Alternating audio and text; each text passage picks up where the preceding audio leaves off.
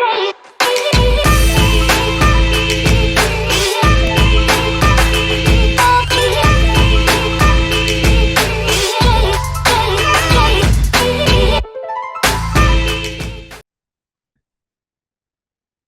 is Lewis Hart for Boxing Social in association with Empire Fight Store and William Hill. Delighted today to join with Jake Dodd. We've had the pro debut now. It's gone out of the way, but other than that, how are you, mate? How's things been? Yeah, I've been good, mate. To be honest with you, since the debut, it's gone a little bit mad after that KO. But I'm happy that I've got the debut out of the way, and we can get the ball rolling now. Definitely, 100%. Well, simple first question. I mean, everyone asks after getting a knockout like that. How many times have you watched it back? Because I think I've watched it back about 1,000 times, and I didn't even throw the punch. So, how many times have you watched that back? I've watched it back a few times. To be honest with you, I can't help but watch it back. It's been posted that many times. Yeah, I'm impressed with it myself, to be fair. Well, I mean, what was that like seeing the sort of the social? I mean, it shows the reach of social media, and you think it's gone viral in a way. I mean, a perfect shot, really. It must be brilliant to sort of get that. I mean, get that exposure anyway, and get sort of a good knockout like that just to be seen by everyone. Well, yeah, like I say, it's nice to start a debut off like that. I didn't plan it out to be like that, but it is what it is, and hopefully everyone's seen it and see what sort of power I've got, and we can move forward from it. To be fair, excited for the next one. And when you look at it, especially guys like this, especially on the pro debut, where a lot of these guys come to sort of cover up, and they come to, they rarely get stopped, especially your opponent. I think he only sort of got stopped 7 times before you fought him. So especially when you get a knockout like that in fashion like that, does it sort of feel better when you have to work hard for your money? Because sometimes these guys are just only there to make up the rounds in a way. No disrespect. Yeah. Yeah, like I say, I've been out the ring for 12 months actually this month, and I've been training now with Joe for a couple of months, and I've just felt I've had a really good camp. I felt strong, I felt fit, and like I say, the longer rounds are better for me because I start warming up like second and third round in. So the more rounds I get, the better, really. So I wasn't expecting it to end like that, to be honest. I was expecting to do the 4 rounds. But yeah, it's worked in my favour and it's got out there. So. And with a knockout like that and the attention that it gets, you've had a decorated amateur career, but when you're sort of boxing on a small hall circuit, big promoters will see that. They'll see sort of the big knockouts, especially being a flyweight. Is it good for you as well, where this can then gain attraction? I know you've got a good management team and you've got a good stable with Joe Gallagher, but this will then gain attraction for where the big promoters may come looking. Well, yeah. To be honest with you, that's what we all dream for, is to get on the big stables and the big, the big screens. So yeah, I'm hoping that it does draw attention to some of the big promoters, and we can get in touch and move forward with it, to be fair. And when you look at it now, being a flyweight, and I think that there's no better time to really be a flyweight, especially when you look at this country and you look at it in general. I think look at the work that Matchroom are doing with guys like Sonny Edwards, Baron Rodriguez, Gallagher Fire, guys like this. So does this give promise where you look at these guys where you want to be in their position, in not far along? Well, yeah, like I say, there's not many of us, is there? So I'm hoping to climb the ranks pretty fast, to be honest with you. Like I say, I've done a fair few rounds with Galal. We've had good rounds down in GB, and obviously, he's Olympic gold medalist, so he started off very, very quickly. So yeah, I'm hoping that with a KO like that, and it draws attention, and we can see where we end up, and hopefully it goes pretty quickly for me, to be honest.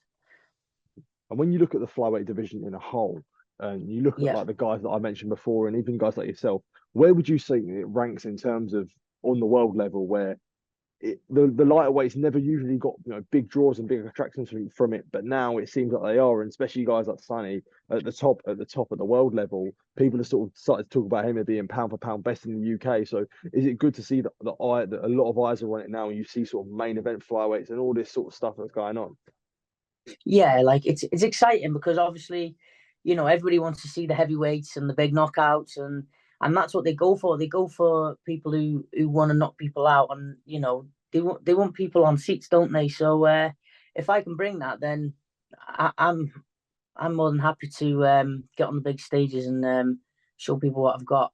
Like I say, main events is what we want. And yeah, if we can put bums on seats, then let it be it, and let's go for it.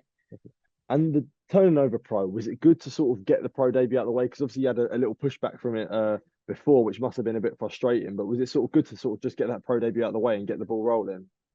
Yeah, like obviously, I turned professional last year, and then I was getting the debut done in March, I think it was.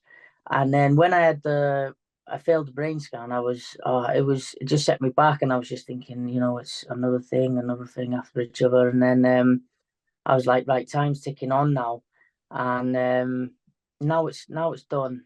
I just want to get out there again, to be honest with you now. I've been waiting so long for it, and yeah, I got excited for the debut, and like I say, it was a good debut. Was you a bit worried when the brain scan failed in a way? And that's a hard thing to talk about. Yeah, a little bit. People were more worried than I was, to be honest with you, because, like I say, it could have been anything really. And us as boxers, all we want to do is just box and fight. So it could, yeah. People are like, oh, it's good to know that everything's good and okay. So yeah, part of me worried and part of me didn't worry, but I was more worried about not passing the next exam, to be honest. Yeah. But yeah, everything went good, passed, and we're away now. Well, obviously, people saw the big knockout. Obviously, it's not just a big knockout. You had a heavily decorated amateur career, being a Commonwealth bronze medalist. Turning over pro now, what led the decision to turn over pro at this stage in your career, would you say? Say that again, sorry. What was the decision to turn over pro at this stage in your career? I've always wanted to be a professional boxer.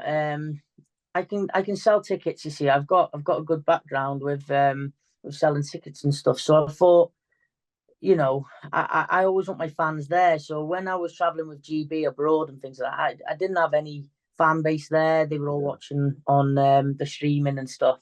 And all my boys are loud and girls, sorry, they're loud and they want to make a noise, and they just loved it. So I just want to be able to take Wrexham out of Wrexham, make the noise, and yeah, I've always just wanted to do that, make a big fan base and take them out of Wrexham. Yeah, definitely. So yeah. But even though being a decorated amateur, turn over pro now, what was the experiences like with Team GB and stuff like that? How was that as an experience for yourself? Do you know what? I'm very grateful that I went with GB, because I did learn a lot with them. I never had any of that experience before. As I started late, you see, I started at 20. So I didn't have any of that experience, and I'm so glad I went, because it was a 50-50 whether I was going to go with GB or I was just going to stay and turn professional. And I thought, if I don't go with GB, then I'll never be able to go with them again. And I did learn a hell of a lot with them. They're a really good squad. Definitely. And how much do you think you can learn from experience different sort of styles, especially in the amateur? Because I remember having a chat with Aaron McKenna about it, who's, he's a decorated amateur, and he said to me, this especially when he's now a pro, the sort of style, all different styles that he saw was so beneficial. Do you sort of share that same opinion, where you've seen so many different styles from amateurs, even when you turn pro now, there's not a style that you haven't really seen? Yeah, in a way, yeah. Yeah, he's kind of right. Like, everyone has their own style, and style make fights. But with me being so small and so compact and stuff like that, I found it quite hard with the amateur style to plant my feet and stuff like that. So I did struggle with the amateurs a little bit. I'd probably say I'm more a professional fighter than an amateur fighter. And yeah, I found it really, really hard with the amateurs, I must say. But it's more of a tip-tappy point scoring sort of style, isn't it? Rather than a plant your feet and trade sort of like a professional. So yeah, I'm much more suited to the professional ranks, to be fair. And have you learned much since turning pro in terms of the business side of boxing? A little bit, yeah. I'm still learning at the moment. Like I say, I've only just had my debut, and it was a little bit of a stress of going through it all and selling tickets, getting the buses all organised and stuff like that. But I started enjoying it like halfway through. As I got like into a routine, I started enjoying it. So yeah, I'm still learning at the moment. Well, yeah, being in Manchester, training at champs camps with Joe Gallagher, we'll sort of touch on that a little bit. What's that like? Yeah, so you got the top on there. Yeah, no, yeah, it is. yeah. What I mean, he's a decorated coach that's sort of trained so many great fighters. First of all, start the decision. What made the decision to sort of train with Joe? Well, things happened up in Phoenix camp, and then my manager Kevin Murray, he got on to me and said, "Listen, I'm not sure. I think it was Jack Massey. He went to Champs camp, well, to see Joe Gallagher, and then he then got in touch with Joe, and then I had an invite there for like a little trial with Joe, and yeah, a couple of weeks went by, and he asked me to join his team. So that's just the way it went, really, and it's been really good training with Joe, with all them there. He's like, say, you've got Tasha Jonas there, you've got Sean Yaxley there, Charlie Edwards. They're all really good people to train alongside. So it's been good, yeah. What would you say about Joe as a trainer? First, sort of the link ups that you had with him. What do you sort of make of him? Is with him being, having so much experience at the top level? He's strict. He knows his stuff. He's got a lot of boys there and girls, and it's fair to tip my hat off to him. I don't know how he does it, to be honest with you, because everything's just already in plan. We get there, we're all in routine. We know what to do when we get there, and all he likes is just hard work and dedication, and he'll like you then, I think.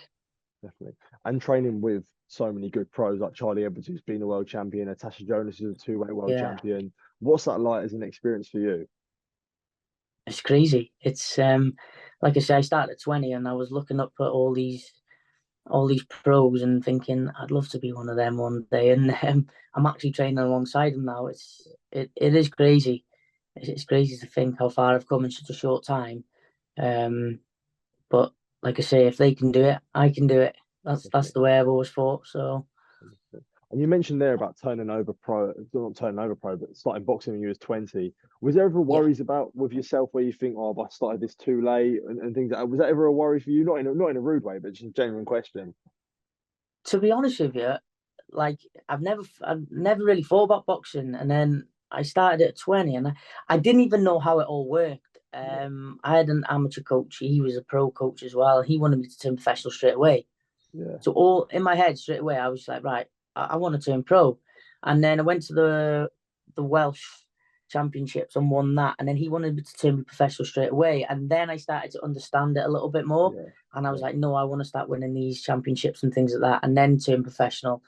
And like I say, it's taken till now to do so. So I never once thought I'd ever go to the Commonwealth Games. I'll be honest with you, I've never even seen the Commonwealth Games until I went there, and it was just an experience. So it's taken 8 years now until I've turned pro. So I've done it the right way, I think. Absolutely. And how much did you say you learned from the Commonwealth Games? A lot. Just training as a team, seeing all the different countries. Like you say, I went to my first international and seeing all the different colours coming in and stuff. It was like, whoa, like this. It was crazy. It's mad, to be honest. Like, and then making weight and seeing everyone weigh and fighting different days. It was a really good experience, and I've learned a lot from it. Did you ever find it hard, especially at the Commonwealth Games, where to flip the switch in a way, where you see the big lights and the broadcast and the coverage that it gets? Was it hard to sort of sometimes think, right, I got to fight now? Do you know what? I don't. I feel like I perform better and everything else more under pressure, kind of thing. I think I've got to perform anyway. But when all that happens, I like it. Like I loved my debut. I wasn't really nervous for my debut. Like I'd been out the ring for 12 months and I wasn't nervous. I was more enjoying it inside than anything else. It's a weird sort of feeling. Definitely. Well, last one from me I want to talk about was well, we've obviously got a mutual friend in John White, and he sort of sorted this all out. So I want to say about the fight boots. So how nice is that to sort of get fight boots like decorated like that in a way? Oh, brilliant! Honestly, he approached me and said, I want to do your boots for your debut, and I was like, whoa, where's all this come from? And then Yeah. I didn't even realize it was John White at the time, and we were in school together, like Oh, many years really? ago in primary Oh, school. okay. Yeah. And then met him, and I was like, oh my god, it's John. Like, how are you? Like, long time no Yeah. see and things like that. And he's done a fantastic design on my boots. So I've got my kids' names on there, Gino and Ren, and obviously my partner Cara. And then he's put his logo on there, and the Dragons scales for Wales. Yeah. Yeah. So yeah, fantastic. Definitely. And for you, for someone like you, being from Wales, um, how much do you think you could, when you see that the position that Welsh boxing is in at the moment with someone like Joe Cordina, and it's growing and growing and growing. So for yourself to be a part of that, and you said putting Wrexham on the map and putting that sort of flying that flag must be good in itself as well. Yeah, like I say, there's not been many decorated boxers from North Wales really. Yeah. They're more south, aren't they? South, yeah, So yeah, of course, yeah. yeah, like obviously I give a shout out to Sean Yaxley. Me and him share a lift to boxing because he's from up north as well. So hopefully me and Sean can like put North Wales on the map, just like Joey Cordino and all them lot down in south. So yeah, it's it's nice to get North Wales out there, Wrexham. 100%. Jake, just wanted to say thank you for the time to speak to me. I really, really appreciate it. And yeah, all the best for the future, man. I really appreciate you talking to me. If there's anyone we want to give a shout out to, then feel free. I want to shout out to Joe Gallagher, Kevin Marie, and my partner Cara for putting up with me. Perfect. No worries. Thanks. And thank you everyone who was supporting me along the way. Thank you guys. Perfect. Thank you. Cheers, mate. Top man. Appreciate it. No worries.